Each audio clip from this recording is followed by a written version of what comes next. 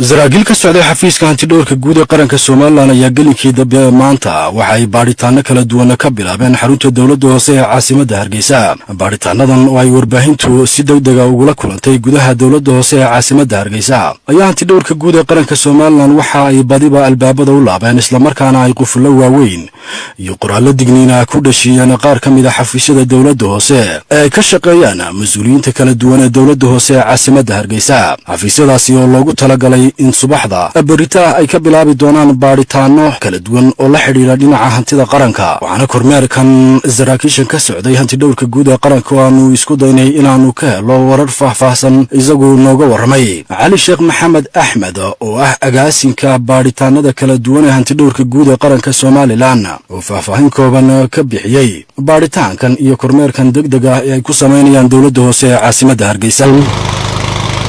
waxay muddaaba xafiiska hantidhowrka guud waday hawlgallo baariseed oo khuseeya dhinacyada xisaabaadka.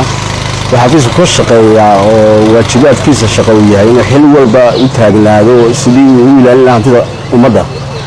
kama duwana maaha mid ujeeddo gaara wadata ama si gaara loo bartilmaamay sida cid gaara. waa hawlgalladii xafiisku samayn jiray ee waajibaadkiisa ahaa ayay ka mid tahay tan maanta. waxaa laga yaabaa inay loo arko inay wax cusub tahay xilliyada aan la shaqaynayn annagu aan hawlgallada samaynayno. waxay ka mid tahay noocyada baariseed ee inta badan xafiisku uu sameeyo. baaristanna waa mid ka mid ah hawlgalladii inta dhoweydba socday oo weliba aan odhan karno waan sii dardargeliyay. xafiisku dardargelin badan baa lagu sameeyey. ayuunbay ka mid tahay maaha wax hadda ku cusub ama ujeeddo gaara ama cid gaara lagu bartilmaamsanayo. waa mahadsantahay. baaritaanadan kala duwan ee hantidhowrka guud ee qaranka Soomaaliland uu ka bilaabay xarunta dawladda hoose ee caasimadda Hargeysa ayaa la xidhiidha u kuurgelidda iyo ilaalinta hantida qaranka. waxaana muddooyinkii u dambeeyay hantidhowrka guud ee qaranka Soomaaliland uu baaritaano kala duwan ku sameynayay dhammaanba xafiisyada dawladda. waa Axmed Almis, Hargeysa.